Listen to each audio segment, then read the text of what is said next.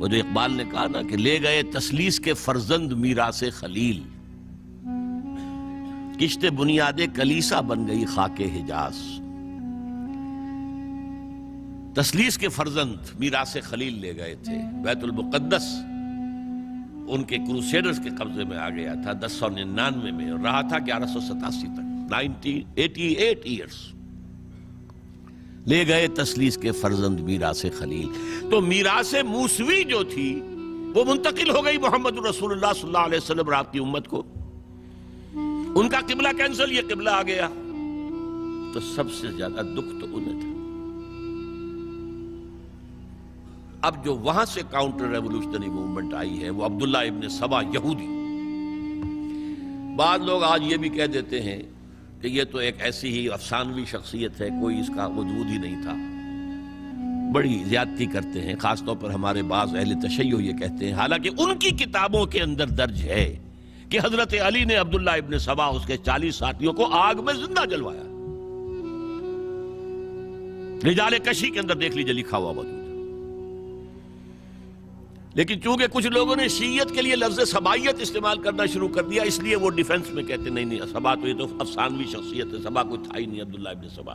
نہیں، عبداللہ ابن سبا ایک شخص تھا یہودی، وہ اسلام کا لبادہ اوڑھ کر آ گیا دارالاسلام میں، حضرت عثمان رضی اللہ تعالیٰ عنہ کا عہد۔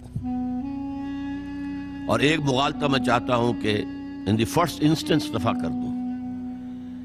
عام طور پر اتنی غلط طریقے سے تاریخ بیان ہوئی ہے کہ حضرت عثمان کے عہد خلافت کو سمجھتے ہیں پورا کا پورا عہد خلافت غالباً فتنوں ہی کے اندر تھا اور اختلافات ہی تھے اور خانہ جنگ۔ معاذ اللہ، ایسا نہیں تھا۔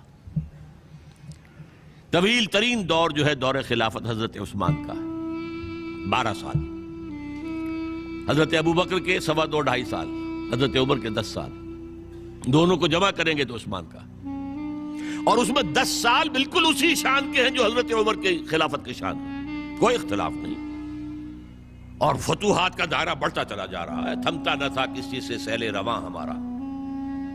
اس کے آخری ایام میں یہ شخص آیا اور اس نے ایک تو یہ کیا کہ پرانی جو قبائلی عصبیت تھی اس کو زندہ کیا۔ خلافت تو بنو ہاشم کا حق ہے، محمد ہاشمی تھے صلی اللہ علیہ وسلم، ہاؤ کم یہ ایک بنو امیہ کا شخص کیسے بیٹھا ہے؟ دیکھیے اس شخص نے کتنا انتظار کیا۔ حضرت ابوبکر بنو امیہ میں سے نہیں تھے، لہذا یہ فتنہ اس کے خلاف نہیں ہو سکتا تھا، کیونکہ چشمک جو تھی وہ بنو امیہ اور بنو ہاشم کی تھی، بڑی پرانی تھی، یہ بڑے برابر کے یہ دو کلینز جو تھے مد مقابل تھے ایک دوسرے کے، باقی چھوٹے قبیلے تھے، بنو تیم ہیں، بنو عدی ہیں، لیکن مقابلہ تھا بنو امیہ اور بنو ہاشم کا۔ حضرت ابوبکر بنو تیم میں سے، حضرت عمر بنو عدی میں سے، بنو امیہ میں سے حضرت عثمان۔ اب اس کو موقع ملا، اب آیا یہ اموی، یہ بن گیا، یہ سب غاصب ہیں، ابوبکر بھی، عمر بھی، عثمان بھی۔ خلافت پہلے دن سے علی کی ہے اور اس کو ملنی چاہیے۔ اس سے آگے بڑھ کر، اور علی تو خدا ہے، انکارنیٹ، گاڈ انکارنیٹ، یہ اس کا عقیدہ جس نے پھیلایا۔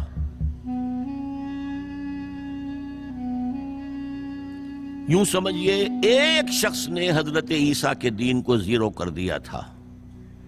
لوگ مانتے نہیں کہ ایک شخص اتنا کچھ کر سکتا ہے۔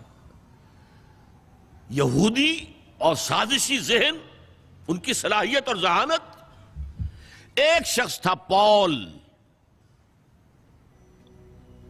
حضرت عیسیٰ کو خدا کا بیٹا بنانے والا، وہ توحید ختم، تسلیس آ گئی۔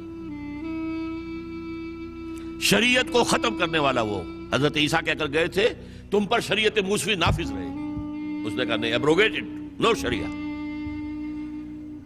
نمبر 3، حضرت عیسیٰ نے کہا تھا تمہیں تبلیغ کرنی ہے صرف یہودیوں تک۔ I have been sent only in search of the lost sheep of the house of Israel۔ میں صرف اسرائیل کے گھرانے کی کھوئی ہوئی بھیڑوں کی تلاش میں آیا ہوں، تمہیں باہر تبلیغ نہیں کرنی۔ اس نے تبلیغ کا دائرہ وسیع کیا۔ وہ دین مسیحیت ختم، وہ دین پالزم ہے جو چلا ہے اس کے بعد۔ سمجھ رہے ہیں اس بات کو؟ اور یہ ڈاکٹر مائیکل ہارٹ نے بالکل صحیح لکھا ہے کہ کرسچینٹی جب تک حضرت مسیح موجود تھے وہ سوائے ایک یہودیوں کے فرقے کے اس کی کوئی اور حیثیت نہیں تھی،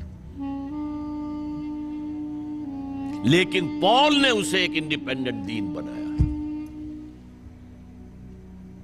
ایک شخص کی کاروائی ہے یہ ساری، اور آج پوری دنیا، پوری عیسائی دنیا اسی پر ہے، تسلیس پر بھی، اور شریعت ختم، اور دعوت جو ہے کرتے پھر رہے ہیں پوری دنیا کے اندر۔ اسی طرح اس نے کیا، قبائلی عصبیت کو چھیڑا اور حضرت علی کا مبالغہ کیا یہ خدا ہے، اوتار، گاڈ انکارنیٹ۔ تیسرا کام کیا کیا کہ حضرت عثمان رضی اللہ تعالی عنہ اور ان کے جو عاملین تھے، گورنر کوفے کا ہے، گورنر شام میں دمشق میں ہے، گورنر مصر میں ہے، ان کے خلاف پروپیگنڈا شروع کیا۔ یہ بیت المال میں خیانت کر رہے ہیں، یہ غبن کر رہے ہیں، یہ اپنے عزیزوں کو جو ہے پال رہے ہیں، ان کو دے رہے ہیں، وہ اقربا پروری کر رہے ہیں، اور یہ کر رہے ہیں، اور ٹیکنیک کیسی عجیب۔ کوفے میں کوفے کے گورنر کے خلاف بات نہیں کریں گے، دمشق اور مصر کے گورنر کے خلاف بات کریں گے۔ اب کہاں دنیا کے پاس ذرائع تھے کہ کوئی ویریفائی کرے بھئی یہ بات صحیح ہے کہ نہیں ہے، غلط ہے، نہ کوئی ذرائع رسل و رسائل ہیں۔ اور اگر آپ کوفے میں کھڑے ہو کر عثمان نے یہ کر دیا، عثمان نے یہ کر دیا، عثمان نے یہ کر دیا، یہ کر دیا، اب کون اس کو جو ہے اس کی تحقیق کر سکے گا؟ دمشق میں گئے ہیں تو دمشق کے گورنر کے خلاف کچھ نہیں، عثمان کے خلاف، اور کوفے کے گورنر کے خلاف، اور مصر کے گورنر کے خلاف۔ مصر میں گئے ہیں تو اس کے خلاف کچھ نہیں، دمشق اور کوفے کے گورنر کے خلاف اور عثمان کے خلاف، اور پھر ہر طرف سے بلوائیوں کو لا کر گھیراؤ کر لیا حضرت عثمان کے گھر کا۔ یہ تحریک ہے جو بہت زبردست کامیابی سے ہمکنار ہوئی، یہودی سازش۔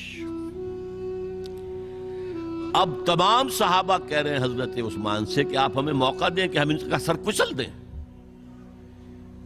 آپ فرماتے نہیں، یہ مجھ پر الزام لگا رہے ہیں نا، میں وضاحت کرتا ہوں۔ اپنے گھر کی چھت کے اوپر کھڑے ہو کر آپ نے کہا دیکھو یہ میں نے نہیں کیا، یہ میں نے نہیں کیا، میرے یہ احسانات بھول گئے ہو۔ حضرت علی نے مسجد نبوی میں کھڑے ہو کر جتنے الزامات لگائے تھے ان سب کی طرف سے برات کا معاملہ کیا کہ جھوٹ کہہ رہے ہو تم، عثمان پر کوئی غلطی جو ہے، کوئی خیانت ثابت نہیں۔ لیکن جنگ کی اجازت حضرت عثمان نہیں دے رہے۔ یہ میرے خون کے پیاسے ہیں نا، جب تک قتل نہیں کر لیتے جرم کہاں ہے؟ جب قتل کر لیں گے تم قصاص دے لینا، لیکن میں کسی کلمہ گو کی جان نہیں لینا چاہتا، صرف اپنی جان کے تحفظ میں۔ یہ ہے عزیمت کا پہاڑ۔ لوگ کہتے ہیں کمزور تھے، جان بچانے کے لیے تو آدمی پتہ نہیں کیا کچھ کر بیٹھتا، اور طاقت ہو تو طاقت کو کیسے استعمال کرے گا۔ حضرت امیر معاویہ کی طرف سے پیغام پر پیغام آ رہے ہیں کہ آپ ہمیں اجازت دیں میں فوجیں بھیجوں اور ان کا قلع کما کر لیا جائے۔ حضرت عمرو بن العاص کا پیغام آ رہا ہے مصر سے، آپ ہمیں اجازت دیں۔ طلحہ، زبیر، علی اجازت مانگ رہے ہیں مدینے کے اندر، آپ اجازت دیں کہ ہم جنگ کریں ان سے۔ نہیں۔ آخر کار حضرت علی نے دونوں بیٹوں کو، حضرات حسنین، حضرت حسن، حضرت حسین، دروازے پر کھڑا کر دیا، پہرے دار حضرت عثمان کے، حضرت حسن، حضرت حسین، کہ کوئی گھر میں داخل نہ ہونے پائے۔ پچھواڑے سے آئے ہیں اور شہید کیا ہے۔ میرے نزدیک تاریخ کی مظلوم ترین شہادت بمانی مقتول فی سبیل اللہ وہ حضرت عثمان ہے۔ بلکہ میں جرات کر رہا ہوں ذرا، آپ کو معلوم ہے علامہ اقبال سے مجھے کتنا تعلق قلبی ہے۔ میں نے ان کے ایک شعر میں ترمیم کی ہے، میں سمجھتا ہوں انہوں نے صحیح نہیں کہا۔ غریب و سادہ اور رنگی ہے داستان حرم، نہایت اس کی حسین، ابتدا ہے اسماعیل۔ حضرت اسماعیل کو اللہ تعالیٰ کے حکم سے حضرت ابراہیم ذبح کر رہے تھے نا، اور حضرت حسین ذبح کر دیے گئے۔ تو گویا کہ ابتدا جس کی ہوئی تھی حضرت اسماعیل سے، اس کی انتہا حسین پر ہوئی۔ میں کہتا ہوں بالکل غلط. ان کو ذبح کر رہا تھا خلیل اللہ، اور ان کو قتل کر رہے ہیں یزیدی اور زیادی اور کوفی. کوئی تقابل ہے؟ وہ قتل نہیں ہوئے، یہ قتل ہو گئے. انہوں نے پیشانی خود رکھ دی. یہاں تو حضرت عثمان لڑتے ہوئے، حضرت حسین لڑتے ہوئے شہید ہوئے. کون سی چیز مشترک ہے؟ ایک مصرے میں جمع کر دیا ہے. صنعت لفظی تو آپ کہہ دیں اس کو، لیکن کیا مشترک کیا چیز ہے؟ اور میں نے امید ہے علامہ اقبال سے ملاقات ہوگی اگر آخرت میں، تو وہ میری اس بات کو تسلیم کریں گے. میں نے اس شعر کا دوسرا جو مصرع ہے بدلا ہے. نہایت اس کی ہے عثمان، ابتدا حابیل. حابیل جنہوں نے کہا تھا بھائی جان آپ مجھے قتل کرنے کے لیے ہاتھ اٹھائیں گے تو میں اپنا ہاتھ نہیں اٹھاؤں گا آپ کو قتل کرنے کے لیے. عثمان نے کہا کہ میں نہیں کسی کو قتل کروں گا، کسی کلمہ گو کو. جو مجھے قتل کر دیں گے پھر ان سے قصاص لے لیں. عثمان کے پاس لاکھوں کی فوجیں، اسٹینڈنگ آرمیز، پھر بھی انہوں نے اپنی جان دے دی. حضرت حسین بہرحال جتنے بھی افراد تھے بہادری سے، شجاعت سے لڑتے ہوئے شہید ہوئے، اس میں کوئی شک نہیں، لیکن لڑتے ہوئے شہید ہوئے نا. حابیل کی طرح یہ تو نہیں کہا کہ تم مجھے کرتے ہو تو کر دو، میں تو تمہیں قتل نہیں کروں گا. نہیں. بہرحال یہ جو تھا فتنہ، اس کو کہا ہے اور اس کو کتاب میں لکھا گیا، باقاعدہ ایک تصنیف ہے، الفتنۃ الکبریٰ، عظیم ترین فتنہ حضرت عثمان کی شہادت. اس وقت عبداللہ ابن سلام رضی اللہ تعالی عنہ ایک یہودی عالم دین تھے جو اسلام لے آئے تھے. انہوں نے کہا تھا لوگو ڈرو، عثمان کے خون کا نہ بہانا. میں جانتا ہوں تاریخ بنی اسرائیل کی، اگر کبھی کوئی نبی جو ہے اگر شہید کیا گیا تو 70,000 آدمی اس کے بعد مارے گئے اللہ تعالیٰ کی طرف سے. اور نبی کا اگر کوئی خلیفہ قتل کیا گیا تو 35,000 آدمی مارا گیا ہے.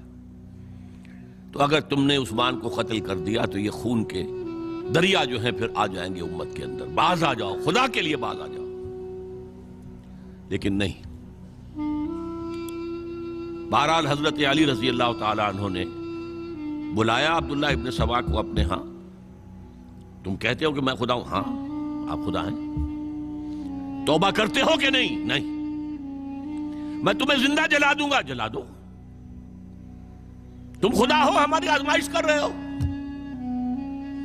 حضرت علی نے عبداللہ ابن سبا کو 40 ساتھیوں سمیت زندہ جلوایا.